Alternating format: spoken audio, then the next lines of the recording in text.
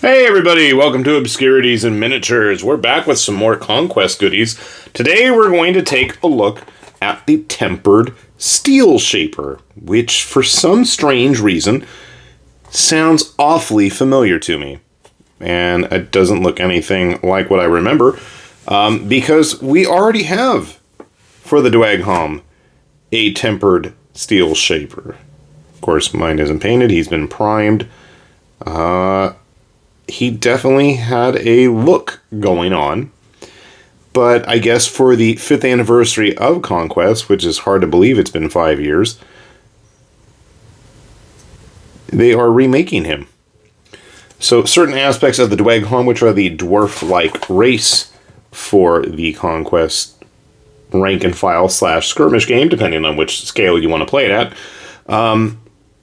have a bit of a thing with technology at times, and so the Tempered Steel Shapers can do all kinds of crazy stuff with it.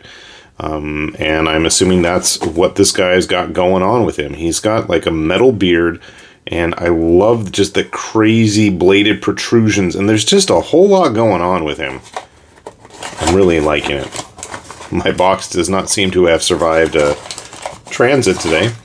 I gotta say, I am kind of sad to see the little kind of Matchbox slipcase book type boxes go the way of the dinosaurs. They were quite cool, and I've saved them all in various places around my house, stuffed with the cards from both Conquest and other games. If you're not familiar with what I'm talking about, so like a lot of the earlier ones, really thick, hard cardstock, nice, durable, savable, which I have, but these are just, quick and easy fold jobs, unfortunately. Okay. Interestingly enough, he does come with a whole stand for himself. Mine isn't the flattest. That's okay. We've got the new look. That metal beard is definitely a thing. At first I thought it was, maybe it's like attached to the armor, because you can kind of see like in the back there, if I can get it stabilized, it almost looks like he's got a regular beard behind that, and it looks like he's missing an eye almost. Right? Doesn't it look like his left eye is kind of like non-existent? Steel Shapers are kind of crazy, is that he's got like ghost things all floating around there. Anyways, it's just an interesting, weird figure. And that's what I love about the Dweghom, I guess. I mean, looking at some of the other figures we've had from them, they've just got a... It definitely fits within that same aesthetic, but they've definitely got a thing going on with them. I'm not sure what color skin he's going to have. I kind of like the gray on this guy. Looks like he could go either, hero or villain. Looks like his right arm is kind of a bluish tint. I'm kind of curious now if we can see more of that on the actual full painting of the figure. Alright, what does he consist of? Parts. Always lots of parts. That's what I'm here for. I've always enjoyed the Conquest resins. I don't see that stopping anytime soon. Other than the mess from getting it out of the bag. Looks pretty straightforward. Whether I will clean mine as well as needed is always up for debate.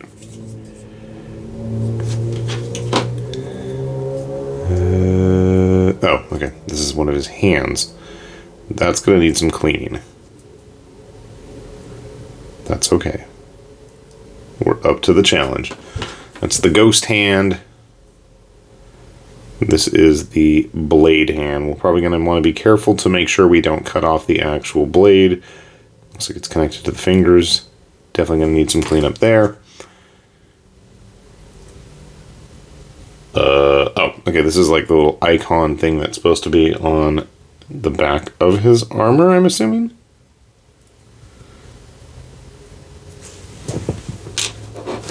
And then finally, if we can find the pieces, you see his head.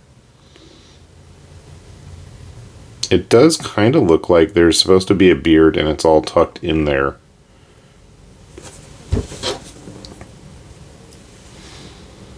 It's going to connect like so. So, pretty straightforward, but definitely this guy is going to need a little bit of cleanup. So give me a moment. We will get him all snazzy, and we'll grab some other Dweghom. We'll get some other dwarves, and we'll see how it all looks together. So sit tight. So funny enough, after building him, our tempered steel shaper friend here, he doesn't feel like as much of a behemoth as some of the other models in the range. I was kind of surprised about that. I really like this design though. It's just kind of weird and different, and he doesn't want to stick to the blue tack for whatever reason. A couple spots I still need to hit and clean up a little bit better than the others. For some reason the glue does not want to hold as nicely as it should. There is a little bit of a gap, but I noticed that the way that the arms are supposed to sit flush with the body is actually a little bit behind the collar there on him, and then this thing, I'm assuming, just kind of leans over. There's a little notch right there for it. That is all assumptions on my part. So here's our new one. And unfortunately, like a lot of recent Conquest models, he's trailing off his base there, which I guess is okay if you've got him, you know, on the multi-stand there, hanging out with the other steel shaper. That's not a Conquest based. Will be a bit of a challenge then. Maybe let's grab some of the other Dweghom we've got handy. And I mean, you know, looking at him in relation to some of the other guys here, not overly large. I guess if you want to get really into the larger scale stuff, and I'll get some other non-dwarf models out in a sec. The original Hold Ray, the first of the Dweghom hero models that we got. A little bit shorter, but then on the other hand, I guess stockier but taller because of the horns. And then setting the precedent, we had the anniversary Hold Ray.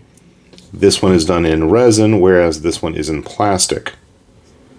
I'm a fan of both. I really do need to go back and clean him up a little bit in terms of his armor and paint job.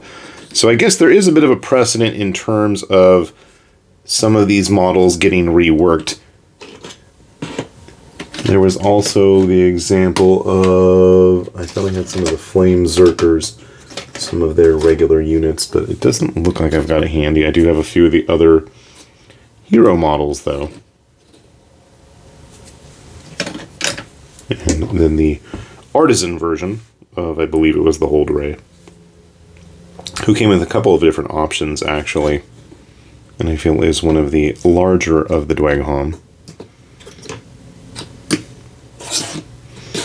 Personally, I love hero models in these types of games. Oh, we do have a Flame Zerker. Okay. You can see they have a lot of more cybernetic mechanical parts to them. The dull gray skin is actually kind of similar to the original artwork. But yeah, these guys actually just recently got a dual kit remake, I guess, where they have both the dual axes like the original kit, and then they have larger great axes as an option build unit type, I guess. That's kind of funny. I feel like he's bigger just due to all his extra goodies. One of the basic Dweghom units for a nice comparison of size. And speaking of size comparisons, let's see what dwarves I have handy. Here's a Mantic dwarf in comparison to a Dweghom model. You can see there's a little bit of a difference, and then if you take into account stuff like North Star, Frostgrave type kits, you can see still our Dweghom are absolutely massive. I mean, even if you have them in comparison to stuff like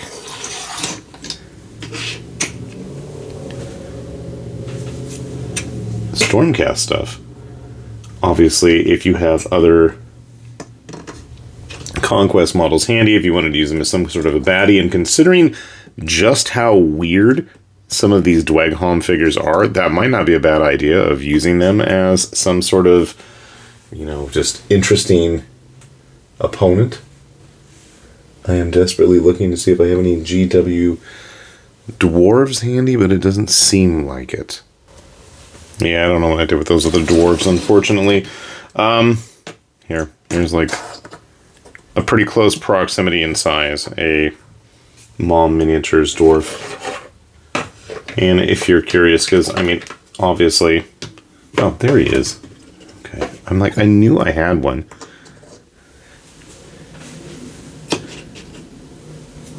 It barely goes up to his waist. So, yeah, even like a typical Reaper WizKids scaled human is going to look significantly puny in comparison to these guys. But, you know, when you have some of the other human-type models from Conquest, you can see that, you know, everything within the game itself is kind of scaled nicely in that regard. Raiders from the Nords faction, or some of the Wadroon, which are the kind of orc-ish faction. But there's just a lot of cool stuff in the line. And, I mean, I keep tooting my own horn to this game, but the designs are really neat. And if you're into some very different type of fantasy stuff that still hits a lot of the typical tropes and familiarity in that regard, there's a lot of fun to be had with the game. So, as always, they got that link down below. Take a look at it, and hopefully you're going to find something that you enjoy just as much as we do. And with that said then, got a Oathmark one right here. This has been High Lord Tamberlane with Obscurities in Miniatures saying thanks for watching, and we will see you back here soon. Bye-bye.